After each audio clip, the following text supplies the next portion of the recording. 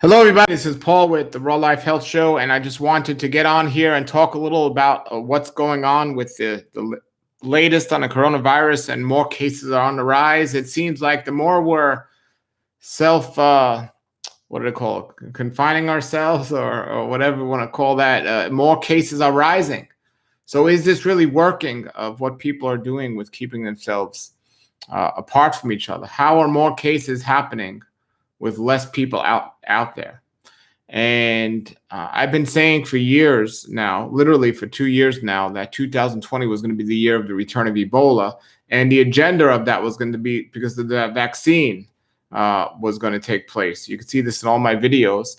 And now we have the coronavirus among us. And the question is this morning, is this just the beginning, not of the coronavirus, but is Ebola making a return? And I always found it interesting that Ebola was something that was briefly in the United States, and then it left, and then wasn't here anymore, and it was a contagious disease, just like the coronavirus here is, and so many people in South Africa were well, in Africa in general, not South Africa, but Africa in general, were suffering what we're going through here now, or going through all over the world now. And when we look at the numbers and see what was more deadly and comparing to it, you have to take things into consideration, like the rise of one illness versus another illness, and how long something has been around, and so on. But the epidemic we're going through now has been around for a long time in history. So Ebola, coronavirus yet is not as deadly as Ebola was. It says there's some reports that show the death rate is still much lower than even SARS or just most things. So coronavirus, I believe it says the death rate is 2.3%. SARS was 9.6%. The swine flu was 0.02%. Ebola was 39.52%. So 39% of the people, almost 40% of the people that got Ebola died, compared to coronavirus, which is 2.3% of the people. They now have, and I've been discussing this last year many times, an Ebola vaccine. The symptoms of Ebola are similar to the symptoms of coronavirus. It's another contagious disease, and some people say it's not as contagious because hasn't been all over the world. I think we can learn from how they've confined the Ebola virus, but I remember when it came to the United States and the uproar that everyone had, and everyone was freaking out and going crazy over a man in a hospital in Dallas that had it, and then some nurses possibly got it. There were some doctors that got it that went to Africa to help, came back, and they got somehow they don't have it anymore. And they're even speaking out now about what they had to go through and the nightmare of this. But can you just imagine for a moment 2% versus 40% in mortality rate of an illness? I'm not taking the coronavirus seriously, but 2% versus 40%. And the question I pondered this morning is Ebola next? And how much more different is Ebola than the coronavirus? And if you look for this online, you'll see symptoms are similar, but you won't see a big difference you won't see many reports on a comparison of the two. But the one comparison that you'll notice is there's a 40% death rate versus a 2% death rate. And I've been talking about something called Ebola, where more people are going to die from the vaccine than the actual illness that's coming. And I do believe Ebola is next. I do believe Ebola is on the horizon, and Ebola will be here. And it might be here now, just under the name of coronavirus. When we think about the symptoms and we think about what happened with Ebola, this might be Ebola. So we say this started in Wuhan and China, but did it really? And we think about these different things, and we have to consider all these things. But regardless of where it came from, regardless of what it truly is or isn't, there's two ways to deal with it. And one way is the vaccine is already made. The patent has already been made for the coronavirus vaccine. Even this strand, it's already made. It's been made for years now. And no, the drug companies aren't racing to come for a cure.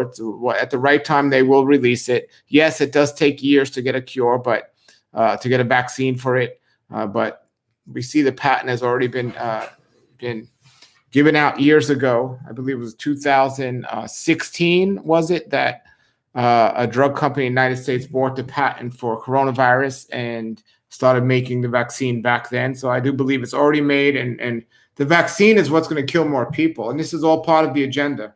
The agenda is, number one, you could see during political years, all the stuff that happens, all these diseases from SARS, the swine flu, coronavirus, Zika virus, and all of these happened during political years.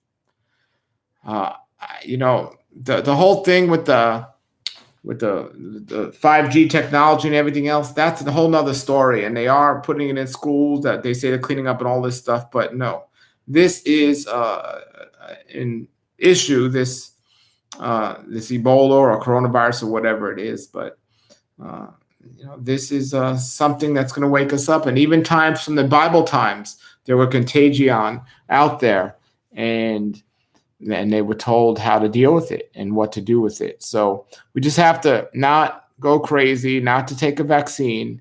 The vaccine is not the answer. We need to understand that. More people are going to run to take the vaccine than we ever seen before. And people are going to get chipped to see if they have the vaccine. And if they don't, they're going to stop people from purchasing and buying things and all this stuff. None of this is not known yet here. But there's a lot worse coming. And whether Ebola is here now or if it's coming, the death rate is 40% versus 2%. So it's a lot worse.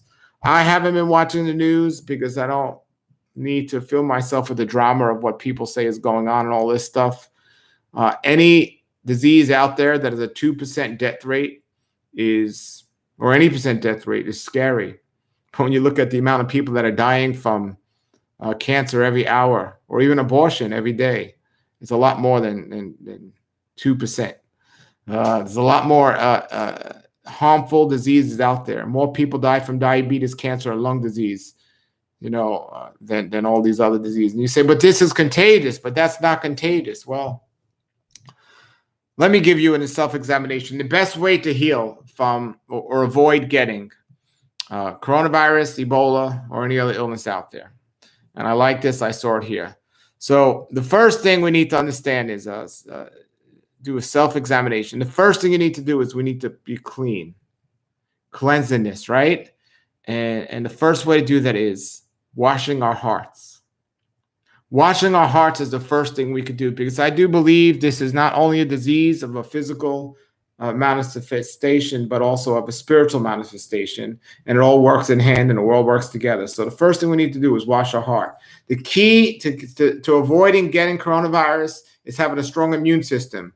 Through the study of epigenetics, we find that if we don't have a strong what builds a strong immune system and not is our outer world and the things that are around us and the way we approach those things.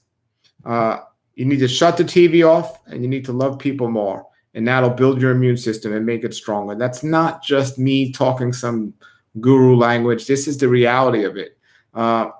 If you have these fear tactics of the news and the media getting on you, it will lower your immune system. When cancer patients are told that they have cancer for the first time, their immune system is lowered.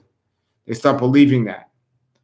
Lowering immune system is just an open door for viruses to get in. It's not going to protect you. So we need to wash our hearts. That's number one.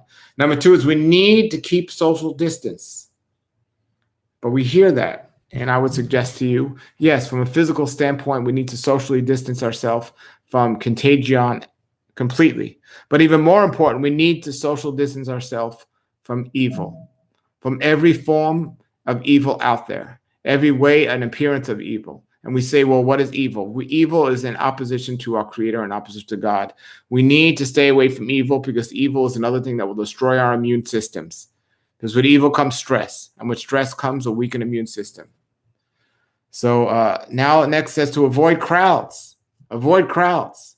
And I will refine this and say, avoid crowds of wickedness and wicked men and wicked people. Because they want to destroy us and they want to find ways to destroy us. And part of that is the media.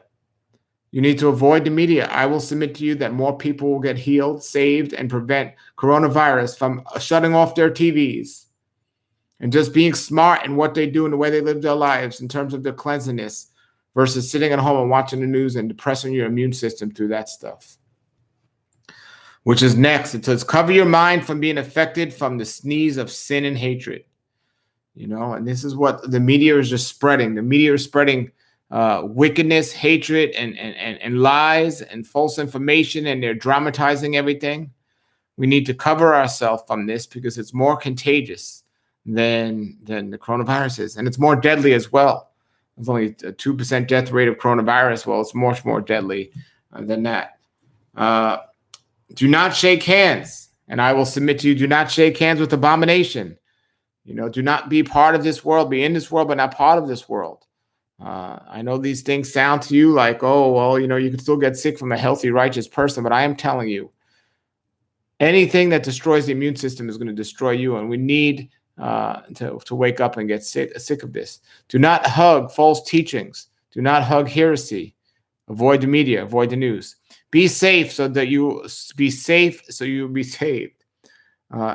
As I said earlier, contagion has been around since the beginning of time, and in the scriptures it talks about this, and it talks about how they dealt with contagion, and so we need to be safe in these areas and follow these directions and instructions. Sanitize your life with the true cleansing word of our wonderful Creator, because He tells us how to stay healthy. Understand that if you look at it just from a health standpoint or the disease contagion standpoint, there was leprosy and there were other skin diseases and there were other contagion diseases all throughout history, and they're recorded in the Bible and speak about how they dealt with it. And prayer will heal you more than a vaccine and prevent the disease more than a vaccine. So it says, in case you notice any symptoms, before you get on, run to a hospital to take a test, you need to run to our Creator and pray and let Him deal with you. And then we must have faith. We must have faith. People say, well, what should we do? What could we do? Have faith. Have faith that He didn't create us to suffer from something like this. He created us for different reasons. And don't let this stuff get to you. Don't let it get to you. More and more people that I'm surprised that know, or I thought knew the reality of a lot of these things, are contacting me. And they're fearful. They're fearful. Fear is going to destroy our immune system. It's not going to help us. So we must not be fearful. Something much worse is coming, folks. But we can be much stronger and deal with it. I say Ebola is something out there that might be on the horizon. It might be. So we got to be smart. We got to be wise. And if you go to my website, my YouTube channel, and also everywhere else, you can see the information that I spoke about, rawlifehealthshow.com, about Ebola that's coming back. And how do we know this isn't it? How do we know where this truly started? Whatever agenda is coming out, this soon shall pass, but something else will come again. We need to prepare ourselves, not just with a mask and a vaccine, but with a character, a certain character, to protect ourselves so fear does not take over. So I just wanted to give you that reminder today as you live your life and do what you do. Now we have the time to actually get our life back in order and prioritize better. So I pray that this message will help you, and have a good day out there today, and stay safe and shut off your TV sets and the news.